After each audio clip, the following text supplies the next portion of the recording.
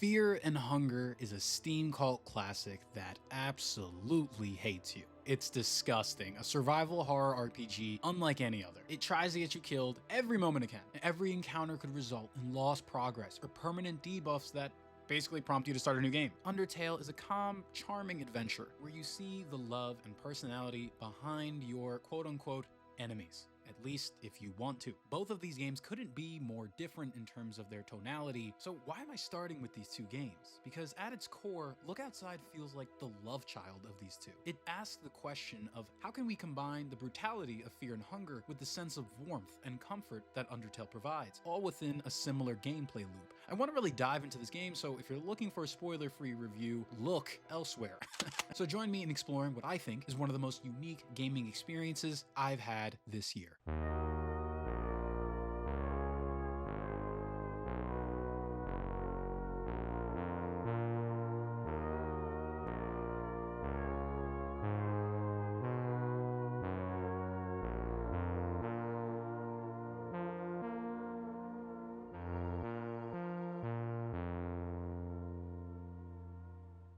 You wake up with the game telling you that you have a weird compulsion to look outside. A giant eyeball beside your bedroom wall also tells you that, yeah, looking outside would be a great idea right now. The blinds in your window are drawn, but there's a strange light bleeding in through the glass. You walk up to the window and the game asks you, do you really want to look outside? I mean, yeah, of course.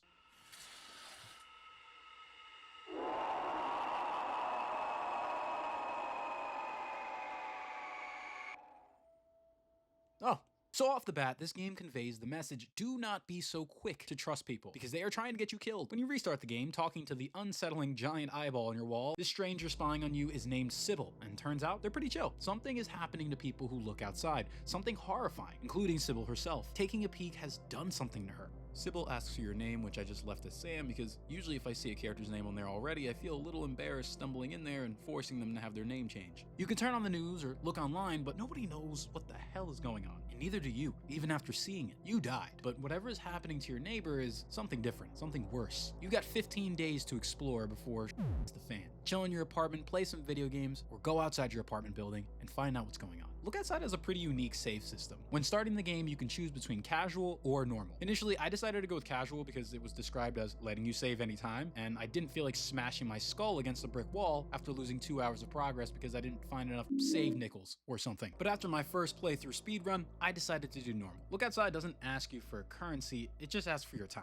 As you explore the area and fend off ungodly creatures, a gauge will gradually fill up, and once you've explored enough, you'll build enough meter to save. Go beyond that and you'll get even more XP when you return home. The more you put yourself in danger, the higher the rewards. It's an interesting system on paper, but in practice it kinda sucks. It can be an adrenaline rush when you're out exploring past midnight with a ton of freshly found supplies in your inventory, trapped in the corner of the room, trying to strategize how you'll get past the strafing monstrosities next to you and back to your home. And if you fail to avoid them and get thrust into a combat scenario, the idea of death looming over you along with a ton of lost progress makes for a really exciting experience. If you scrape by, it's exhilarating. If you die, it becomes super fucking annoying. I spent the first couple hours of this game getting my face kicked in, walking up to the same NPCs and having the same conversation 30 times over, and while I enjoyed these characters' moments the first time, hell, even the second time around, it started getting pretty annoying around the third or even fourth time. So if you're playing this game for the first time, I'd recommend casual. Combat isn't anything crazy, and it's mostly story focused anyways. Each apartment in Look Outside houses a different nightmare. Initially, doors will be locked, but as the days go by, more will begin to open up. One room on my floor was an absolute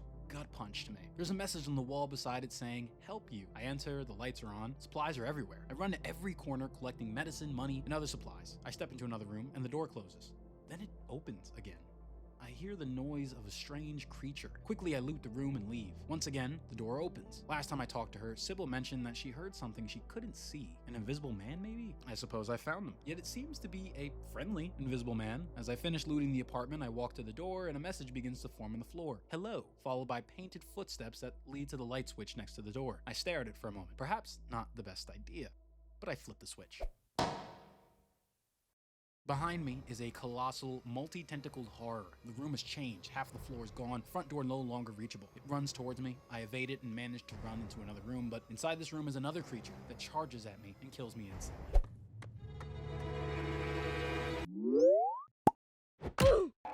That's gonna happen quite a few times in Look Outside. Another apartment has opened up. I hear the sound of babies crying and small mounds of I go into the bathroom and see someone there. He greets me heartily. He's brushing his teeth and doesn't turn to face me. "Oh, you must be the doctor for my sister," he says. "Yeah, sure." With each prompt, Vincent becomes closer to finishing his toothbrushing. "I just gotta get the ones in the throat," he says. "Almost done." Something tells me I should not wait for him to be done brushing. I ask my questions and leave. In the other room is what I presume to be Vincent's sister. She is a mess of hanging flesh and teeth. She's on the floor playing with a toy. I try to communicate, no response. She only cares about her toys. Knowing it's probably a bad idea, I select the option in which I take her toy. She springs up, opens a set of jaws that are far too wide to reveal an impossible amount of teeth. I fire one bullet at her, and she falls.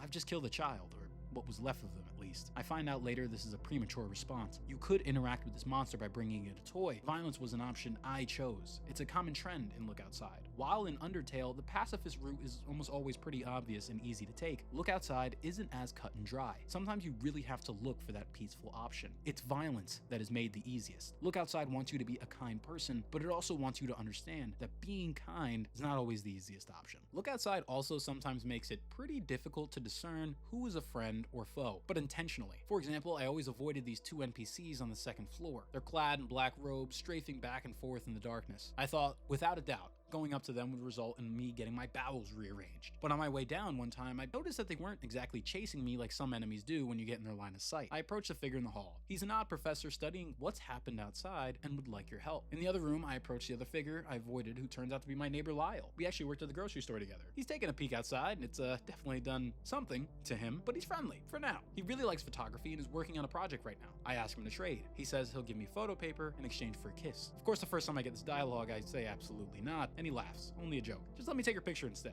It doesn't sound like a good idea, but I let him take my pic. And he's happy. "This is perfect," he says. I think about how I almost never had these interactions because I was so convinced that these guys were enemies. But that's a focal point of Look Outside. In this world, you can't judge a book by its cover. You could be walking into a battle or a conversation. It's up to you to find out. It's a really cool idea that adds to that air of anxiety that hangs in Look Outside. A mounting dread or quick relief could be just around the corner, and you're never quite sure how lucky or unfortunate you may be. While the initial experience is running away from things, you'll be fighting a lot of things in Look Outside. Every enemy drops XP, which levels you up, which does, I still don't really know, to be honest. I always assumed it was just the base stats, but I don't even really know what the base stats are. Look Outside's combat's pretty basic. While its peers might have gimmicks that add a layer of depth to the combat, be it talking down your enemies, dismembering them, or just making them fucking depressed, Look Outside doesn't really have much of that. The only system it really has in place is a weapon durability thing, where each attack does varying levels of damage to the weapon's condition. But the fear of that kind of all but dissolves when you find a whole ass store on the second floor. I mean, really, why would they add this? Just took me all the way out of the experience, but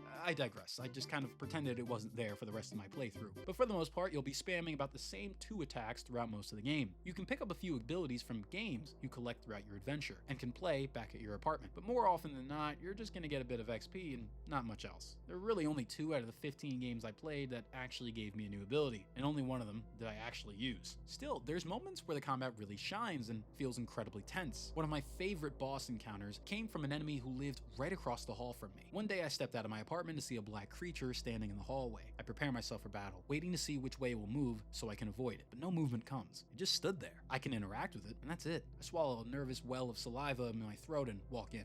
Rhinos, lions, tigers, and rats. The walls are lined with taxidermied animals. I take a moment to analyze the room, but curiously, see no enemies. It's quiet, eerily so. I'm waiting for the other shoe to drop. There are 3 doors. I enter one to find some supplies in a bathroom. When I exit, the black thing in the hallway is out in front of the door. Still, no movement. I know I'm going to be attacked. It's just a question of when. Looking through the other doors, I found an odd door that requires an item. After finding an item in the last room, I return to open it. Stepping through it leads me to what appears to be the same room, but now the interior design has seemingly shifted to feel like I'm inside a monster who's made of leather. Everything is coated in a thick tan wall. In another room, I get rushed by an enemy. Well, I'm f***ed, I think immediately, but wait, hold on. When I attack, it says weakness. You're in for a world of pain, buddy. I use my old reliable jump attack, which I learned from playing Wizard 101 in my apartment, and finish them off, picking up other pieces of gear as I go along. When I return, the black thing is still in the room, but now it's moving. I open up my inventory screen and ready myself for what's to come. I take a deep breath. Odds of him having the same weakness? Pretty high, right? I attack, and sure enough, the odds are ever in my favor. Okay, I know his weakness. I also have an explosive bomb in my inventory. I can totally do this. The thing hits, and it hits hard. I take 40 damage, which is already putting me on the verge of death. His form changes, and what seems like strings of cotton cover his face. His body shakes. He turns red and begins to fade.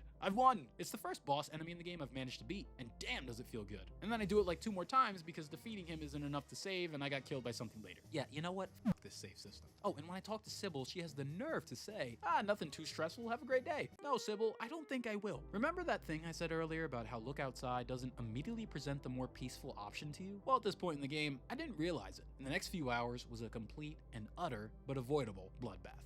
On the first floor, I find a painter named Frederick. He's painted a picture of the sky which has fractured his mind, his emotions manifesting themselves as different paintings springing to life into the real world. This shit is so dangerous, even artist renditions of the thing make you go crazy. He's asked me to put them back in their frame so that he doesn't lose his mind. He's given me some turpentine, which is a weakness of the paintings, then sends me on my way. I don't know what to expect from these personalities. I check by the fridge across from him, and out comes a tentacled monster with the head of a Frederick. He's skittish and triumphantly claims to be the real Fred. Kill the others for me, he says. There can only be one Fred. I call him out. You don't look like a real Fred to me, buddy. I decline to help him and promptly pull out a bottle of turpentine, sending him back to the painting. In the next room is a green monster. It's not listed as a Frederick, only an abstract painting, so I assume it to be a grunt enemy of no significance, which I try to avoid as often as I can. Up ahead behind the enemy is a green hat sitting on the table. I grab the hat and head to a room behind it. In the corner is a large green mass. He doesn't move. I approach him and the game begins some dialogue. It's a Fred, and he's furious. "How did you see me?" he screams. Was it the hat? Of what hat he's referring to, I'm not really certain. All I see is a skull enshrouded with green fleshy moss. I tell him the hat is green, and he attacks. It's an easy fight, he does little damage, and I seem to be holding my own. I turn to go back the way I came, when a message pops up. You feel itchy. I'm not really sure what that means, but I keep moving, evading the green enemy again, and heading back. When I get into the other room, a creature bursts forth from my inventory. It was the hat. The damn Fred was hidden in the I return a little smarter, avoiding the hat and killing the Fred. I go into the studio. Paint coats the floors and walls and it's pitch black. As a nice touch, however, the game adjusts my vision after a moment and makes it easier to see. In the back, paintings line every wall. I have the option to examine, look, or feel them, but there are dozens. Clearly there's a puzzle here. I keep walking and see a shadow floating back in a room. It runs towards me before I can evade it. It's named Shadow Fred. He screams. I fight. Thankfully, he isn't that hard. I stumble to the right and find a locked door before veering to the left and finding an open one. You rub blue paint from your hands, the game says. One thing I missed is that each of the Frederick's personalities are paintings on a wall. Upon examining each, the game gives me their names and how they have leapt out of the canvas. The 3 Freds I've killed lie presumably where Frederick created his dark painting, tells me that remnants of blue paint remain on there. Okay, so the painting I'm looking for has got to be blue, right? I return into the studio and grab the correct painting. Then I head back to the room on the left to see what it has in store. It's a thin hallway with a fractured floorboard separating me from the other side. Up ahead is another green creature, along with a tentacled monster behind him. It's another Fred. Stay back, he tells me. I can't control myself from attacking. I don't want to fight, I respond. I take damage. It seems he doesn't have control of his tentacles. I plead with him. Can you try really hard to stop? He tries and fails, and I take a lot of damage. Very well. Back to your frame you go, buddy. There is a door next to him which I enter and find yet another Fred. This one is the most horrifying yet. It's like a multi-headed angel who was dipped in a vat of acid. He tells me he's the Holy Frederick and that I must kill the others in his honor. Sure, I say, and then I kill him myself, sending him back to the painting. I feel odd about killing these paintings. Many of these Freds don't want to fight, but I want to help the real Fred. This is the only way I can do it, to my knowledge. I haven't seen anything yet that's alluded to an alternative, but they're just paintings, I tell myself. I'm not doing any real harm. I return to the living room. There are 2 doors in the room I've ignored up until this point, and I go through the upper one. Here is yet another green mass with a skewed face and eyes on its stomach. It's really friendly, and he offers to heal me. He can do this 1 time a day. I leave this Fred alive because he can heal me, and that could come in handy later. God, I'm pretty horrible in this game, aren't I? In the lower door of the living room is a pile of legs, arms, and bone. It's a Fred. I ask him questions, but he can't respond with sentences, only vowels. Or yee. I take these as yeses and nos. I ask if I can help him. Yee. I run through a few options until finally, do you want to die? Yee. Are you sure? Like I didn't just kill 4 without thinking about it? And so, I fight. He doesn't resist, but every time I hit him, a prompt tells me that he regenerates his wounds. So I throw a turpentine bottle at him. That's the ticket. His wounds stop regenerating. I continue hitting him. With each hit, the game describes in painful detail how much this is hurting him. It begins to cry and finally dies. It's a sad fight and the first time I actually feel glad to kill a Fred. I go back to the narrow hallway where Rage Fred was and find another door I missed. The room is filled with boxes, along with a closet in the corner. Upon interacting with it, I discover there's a person in there, or a thing rather. with several eyes. It's another Fred. He's scared and refuses to come out. He doesn't trust me, rightfully so. Is there anything I can get you, I ask. He wants a drink, so I give him a juice box. He drinks it graciously. I ask again if he could come out, and he seems to trust me now. He comes out, exposing a turquoise green pastel horror of a body. I talk to him some more before attacking. He calls me a traitor before he dies. He says he thought he found a friend. Ouch. All this Fred killing is beginning to take a toll on me. I don't like it, and I'm starting to think I've committed all this violence prematurely. I return to the frames, and at this point, there's still 4 empty ones. I know where 2 of them are. There's a locked door on one end, but I don't know how to gain access. I spent a lot of time retracing my steps in the rooms, trying to find things I may have missed, until finally, I decided to deal with the rest of the green enemies in front of that false Fred hat. Upon doing so, there's a prompted dialogue. My last line of defense is these things. It's coming from the Fred I killed. Initially, I thought these were just random enemies. Now I realize they're actually part of the Freds, even though they're given generic names. I kill them and receive a key. This kind of feels like bullshit considering they've named all of the important enemies and NPCs. The fact that they randomly strewn about these enemies with no names made me think I could avoid them, especially considering I gained nothing important on their deaths besides this one. I use the key and get to the locked door. Behind it is another Fred without a face. This must be the Faceless. I ask him where his face is gone, and he pantomimes something. Another painter has his face. He's lying. He has to be. This Fred has 3 arms. It can't be the real one. I kill him and return to the room. The frame titled Faceless remains empty. Oh my god. Now it all makes sense. I reload my save and attack the original Fred. He asked me why, asked me how I could believe him. I keep attacking. His face begins to change. His body morphs. I was right. I battle him as he evolves into all manner of different colored horrors, until finally I defeat him and receive the face of the real Fred. I give him back his face. He thanks me and tells me to kill the other paintings, but this time a new prompt pops up. I don't want to kill him, I say. Fine, whatever, he says. You don't have to. I am crushed. I was fooled into killing so many for no reason at all. I feel horrible. With the real Fred saved and his paintings in hand, I leave behind an area I'd like to never return to again. But it didn't get any better after that. The toughest choice I've ever had to make in the game would come after this. I come across a door I've somehow not seen yet. Inside are a few enemies along with the sound of a baby's cry. I fend off the enemies and head towards the sound. It's coming from another room in the apartment that's locked. I find the key to my right and open it, preparing myself for what will likely be another monstrosity waiting to kill me. Inside is nothing. There's a cradle in the bottom corner where the crying's coming from, but nothing else. It feels even more ominous this way. Slowly I walk up to the cradle. Inside the game tells me is a rat thing. A baby who has been forever changed by this cataclysmic event, unknowingly looking out the window besides their bed. I have 2 options. Leave the baby or take it. I choose to take it. You try to, but you just can't, the game says. You can't look at it. You walk away. I feel sad that the game has ramshackled me into this choice. It's not how I feel. I want to protect the kid, but I'm forced to walk away. But it was a trick. It follows me, jumps on my shoulder, and hops into my bag. Like it or not, this thing is now traveling with me, and I like it. I walk out and head to another room. I remember earlier there was a room with a monster on the wall screaming for me to bring it a child. I feel like one way or another, the game's gonna make me come to this room, and so I return, child in hand, or what used to be one. It senses the child with me and asks me for it, and I say no. He simply says, why not? Well, how am I supposed to answer that?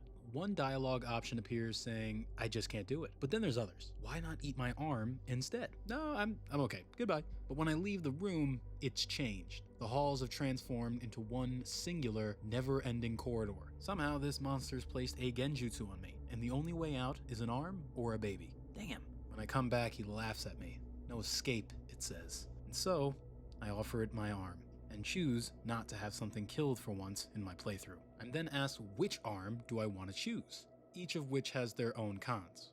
Firstly, I cannot use two-handed weapons, which might have not been obvious, but depending on which arm I select, I am limited to either melee or firearms. Considering bullets are relatively harder to come by at that time, at least, I decided to go with my left. And so Sam sticks his hand into the wall. It feels loose and fleshy, the game tells me. I'm sure James Sutherland would have been unfazed by this, and then it rips. The screen flashes red. Sam falls to the ground, moaning in pain. Above him, the face in the wall, and a happy-go-lucky smile paints his face. It is satisfied, the game tells me. I nestle the rat thing between me, get back up, and head back to my apartment. And the thing hops right out and makes itself at home. You feel fiercely attached to this thing, the game tells me. And indeed, I do. And then I'm allowed to name it. I can't think of anything good, so I just go with Fester. Seems weirdly fitting, in a way. I'm then presented with a few options. I can play with him, soothe him, or talk to him.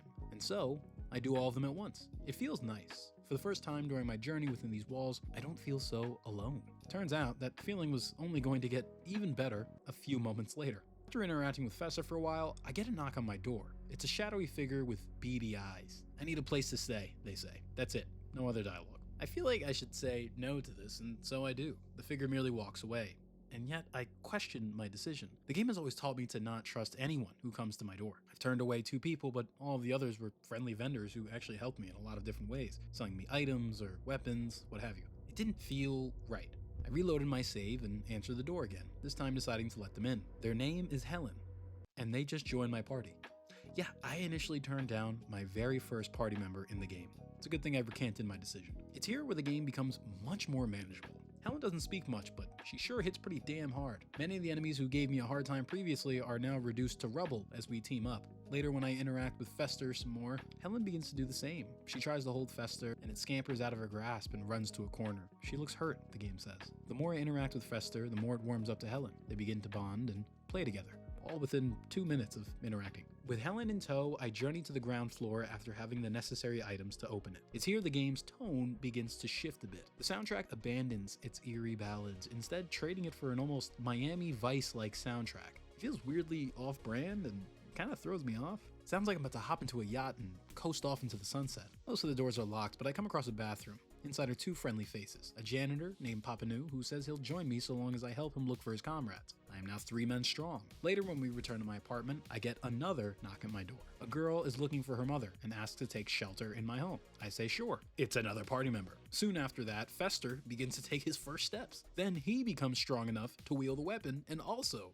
join my party. In the span of 20 minutes, I went from fighting for my goddamn life to having a full house I share meals with and play video games with. I read on a Steam forum that these door knocks and who's behind them are randomized for everyone's playthrough. An interesting concept, but I highly doubt this is how mine was intended to go. Or maybe it was. The building, which I was terrified to explore, has now become my stomping ground. I dominate my enemies, I delve further into the first floor, and a van comes crashing in through the main doors. A dozen different creatures come pouring out. I make quick work of all of them. I'm no longer a terrified tenant. I'm a goddamn Resident Evil protagonist. But I think again on this. Was this always the game's intent? To make my apartment building, which a moment ago was this horrid alien thing to me, feel like home again?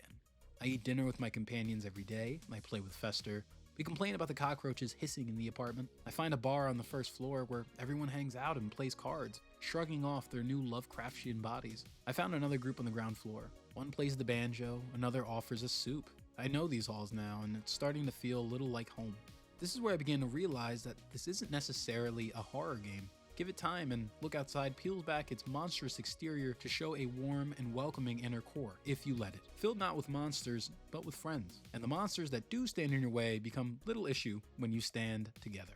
Initially, I thought this game was following the path of fear and hunger, but now it's looking more like Undertale. Or so I thought. That tonal shift I was talking about on the ground floor only gets stranger as time goes by. Delving further, I'm greeted with my landlord, a Vietnam vet in a wheelchair fending off monsters with an old rifle. I help him out, but sadly it seems to be too late. He disappears deeper into his apartment. I search around until I get to the far side of the main hallway and see a pitch black door. I can't move through it, but I try to interact with it. Out comes the face of the landlord, asking me for this month's rent. I give it to him and he dives back into the doorway and opens himself up. Behind the door is a war zone. Bombs rain down from the sky, soldier enemies. I run around for a few minutes before finding 2 camps, each containing an NPC that provides me with a task. Collect mines and I'll give you some rewards, one says. Find some dog tags and I'll give you some rewards, another says. It all feels a little bizarre, but not in the cool bizarre the game was before this. It almost feels like it's obligatorily following of many horror games that I love, in that in its final sections it turns into an all-out action game and kind of just gives up on trying to scare you. Look Outside has a lot going for it and it's a really eerie and creepy journey so far, but here it just kind of felt like it was throwing its hands up and going full-on combat, which is not at all the game's strong suit.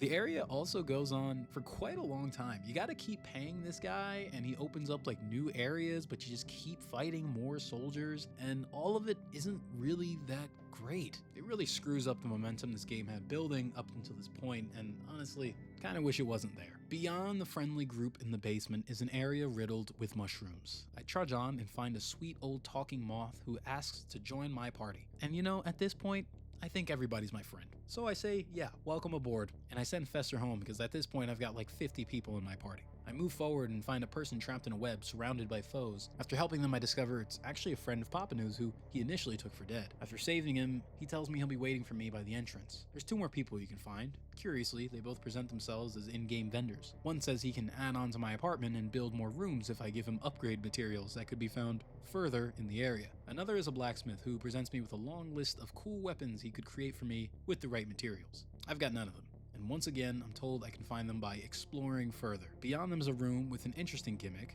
There's a series of mushrooms that act as pressure plates that turn into barriers once you step on them. When you step on a buried mushroom, it lowers another mushroom in the area while raising itself. I do this for a few minutes and then I step onto a mushroom that backs me into a corner of the room, but there's no other exits. I'm just trapped. I walk around for a few seconds trying to figure out if there's maybe something I'm missing, or wait, is this a bug? God, please don't tell me this is a bug. Or wait, oh god, is this thing pulling like a fear and hunger type of thing on me where I'm like permanently stuck here and I just have to reload? Well, it feels pretty damn late in the game to pull a move like that. I'm sitting there for a few minutes until finally, the mushroom I stepped on in the corner rises out of the ground. It's a multi-faced monstrosity that quickly moves on me. It's a brilliantly laid trap that catches me completely off guard. The mushroom is huge, and it's immediately clear to me this will not be an easy fight. I mean, it probably will, but trying to build up a narrative here. A fight is what I was expecting, at least. I've been trying to work on my stand-up humor, the mushroom tells me. Let me know what you think. After he tells me the joke, a demented laughter begins to echo and reverberate out of his body. He asks me what I thought about the joke. Yeah, that was fine. He tells me 3 more jokes, each accompanied with that same bizarre laughter that seems to be coming from nowhere and everywhere. Finally, he asks me what I thought of his routine overall. That wasn't that bad. Now, he doesn't like that. You're lying to me just so you can survive, he says. You're going to regret that. Oh god, I was doomed from the start. I prepare myself.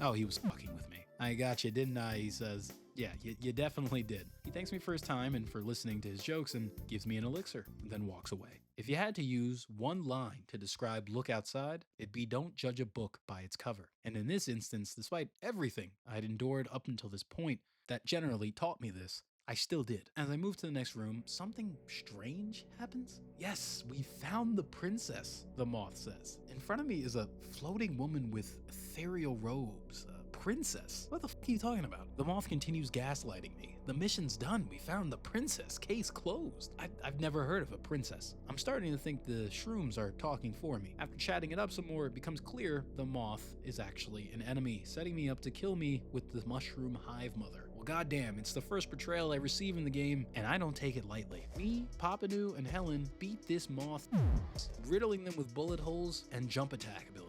Even funnier, when I return to the entrance of the area, none of these people that I saved are actually there. They were all part of the illusion. None of them were gonna upgrade my kitchen or give me an Orichalcum blade. It was just the game fucking with me. So one of my last favorite things about Look Outside are its endings. There are so many of them, and each provide wonderfully unique outcomes that make good on its promises of horror and heart. Like any good survival horror, Look Outside has a plethora of endings with complex solutions for unlocking each one. Throughout the game, you will find robed individuals who call themselves astronomers. They're looking to make contact with the big thing in the sky, and after finding an astronomer on the ground floor, he will direct you to find 4 pieces of evidence of the visitor, so that they could offer it up to them as part of a ritual that will hopefully make it speak with them. How they came to this conclusion, I have no idea. Anyways, there's a few things that could go wrong with this, and the game, of course, will not tell you how. There's a possibility of giving the astronomers the wrong pieces of evidence for the ritual, and once you give them 4 pieces, the guy will head up to the apartment rooftop and begin the ceremony. You can meet up with him whenever you'd like, but once he leaves, your ending is set. After ensuring there was nothing else I wanted to do in my building, I headed up to the roof. It's absolutely incredible. It is insane what you see when you open the door. The sky is an ever-shifting blend of colors. Terrifying creatures fly behind you while others surround the building. It is truly chaos. Earth is corrupted by the presence of something completely alien, and nothing familiar is left. I walk forward and meet up with the 4 astronomers, each of which has a piece of evidence I submitted in preparation for the ritual. While 2 are fine, 2 others transform into monsters once they realize the evidence I gave them is incorrect. Sorry about that. With the 2 remaining astronomers, we begin the ritual, and it works. A gigantic, multicolored eye parts the skies and looks down upon us. It sucks up the 2 astronomers into a deadly deadly vortex which I'm supposed to defeat. A fight ensues, a relatively easy one, no shock there, but all is not well. I return to my apartment wounded and changing. Sam knows he got some of it right, but he can't quite understand what went wrong. When I open my apartment door, my comrades look at me horrified as I run to the bathroom mirror. My reflection is not me, but something else. I close my eyes and count. Deep breaths. When I open them, the thing in the mirror will be gone, and it will be me once more.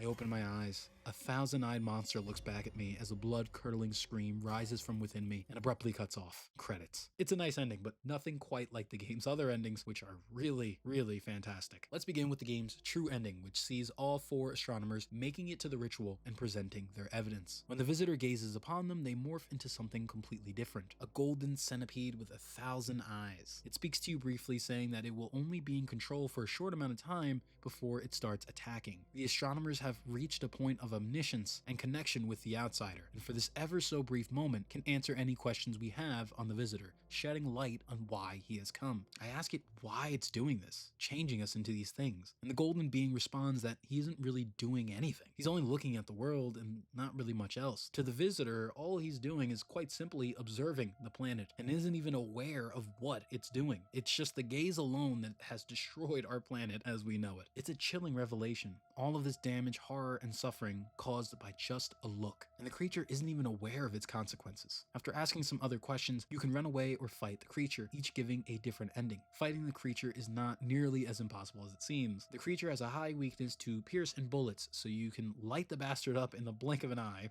full pun intended. And once you defeat the creature, you make contact. You float up to the sky. The giant eye casts its gaze on you, and you alone. You plead with it. Please, stop. Stop what? It says. It doesn't even know what's happening. You tell it that it must leave as its presence is causing harm on the planet. It understands, and a part of it seems to feel saddened for the damage it's caused. It departs, but before it does, it makes you an offer. Before it leaves, you want to take a look at it? Truly, look at the visitor, beyond its eye, but its entire being. For those seeking the true end, you have to decline. Considering what a glimpse alone has done to people, it's probably best not to look at it anymore. And so the visitor takes their leave, never to be seen again. But you are not unscathed. You transform into something giant, very different from the creature in the flawed ending. You develop new arms and legs and tentacles that develop their own eyes and mouths. Your size extends to that of the planet itself. Yet despite the horrifying change in your physical appearance, your mind is still entirely intact. You realize that this body is a tool that can help rebuild the world from all of the suffering it has endured. After a few years, humanity has recovered from the visitor with your help. You become a pillar of not just the community, but the world. It's a beautiful ending that I think really drives home the themes of Look Outside, that there's a sense of community with everyone, to look past the horror and not see creatures,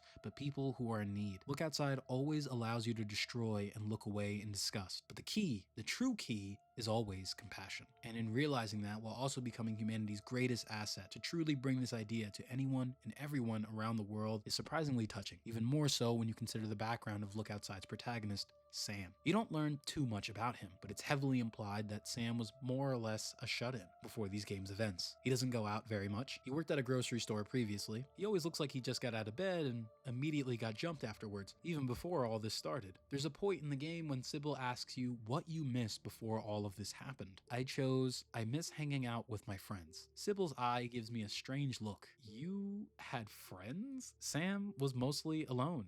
But in this ending, he's become anything but. He's a part of everything in more ways than one. His presence will always be felt, and his purpose greater than what any man has received. Before, he was aimless, existing for existence' sake. Now, he helped shape the world. An average Joe turned God. Truly, I love this ending. And then there's the other endings, which are not quite as heartwarming as this one. So let's say you decide to look at the visitor entirely. The game describes your body and mind being ripped apart. As the text is on screen, camera changes, zooming further and further out to show the true scope of this thing, and it is massive. The art here is awe-striking, with a remarkable amount of detail being shown on the visitor, with an immense sense of scale that makes it feel like your brain is exploding. Every time you think you've seen it all, it zooms out even further and further and further. And even on the very last frame, you still don't even get to see the entirety of its body. The result of this gaze changes you beyond comprehension, where in the good ending, you change into something large and blue, you become large and red, but your mind is gone. You don't build, you attack. And under your hand, tentacle, or whatever the hell you have now, the world is completely and utterly destroyed. Icarus, who has flown too close to the sun. The sun in this case being an alien of incomprehensible scale. There's two other endings which you could kind of consider the Silent Hill dog endings of this game, but instead of being a goofy, silly, meta scene, Look Outside takes this concept and makes it fucking horrifying. So at some point in the game, you can find a guinea pig in a cage. It stays in the key items tab of your inventory, and clicking on it lets you play with it for a little bit. But this fella plays a pivotal role in getting not only two new endings, but the true ending. There's a convoluted use he has in unlocking a piece of evidence for the ritual that's weirdly cruel. Considering all of the game's themes of kindness and understanding, you essentially have to turn this guinea pig into a monster in order to get a necessary piece of evidence. And the game doesn't even really acknowledge your cruelty in this, but I digress. Alternatively, you can somehow convince the astronomers that the guinea pig itself can be used in the ritual. This is not true. Once the ritual occurs, the guinea pig combines with the astronomers to turn into a super guinea pig, which you have to fight. As you fight it, the astronomers scream at you in a rage, in disbelief that they let you convince them that this somehow made any kind of sense. Whether or not you defeat the guinea pig will net you a different ending, but, well, both are more or less the same. If you lose, the guinea pig essentially takes on the role of what you become if you fully look upon the visitor, ripping and tearing its way through the planet. However, every person this pig consumes becomes a part of their body, and an endless scream accompanies his presence wherever he goes. And deep within this monster's fur, you are one of those screams. Now, if you do defeat it, the guinea pig becomes the world like you did in the good ending, except it just kind of eats everything and gets way too big. Now, there's three other endings. If you fail the ritual entirely, you just kind of die. And then, if you wait out the 15 days, you come outside and the world's just kind of fucked, like pretty much every other ending, besides one. Oh, and then if you don't defeat the golden thing and run away, it also fucks up the world. A lot of these endings boil down to who becomes the ultimate tool for destruction. But there's one curious constant between all of these endings: Sybil. You see, later on in the game, you actually find out Sybil was the founder of the astronomers group. But curiously, the astronomers say that Sybil died. Who's your neighbor? Well, you never really find out. In two endings, it's noted that Sybil just disappears, and nobody knows why.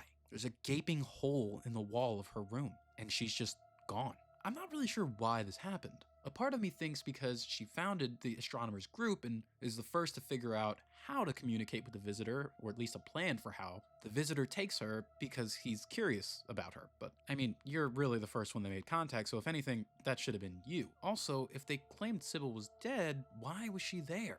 There's a couple mysteries like this in Look Outside that don't really make sense and don't really have an explanation. For example, you can find a video game cartridge that is blank, and when you play it, the game just doesn't work for some reason. I've looked online, but this has no other use. It doesn't do anything, it doesn't unlock anything as far as I know.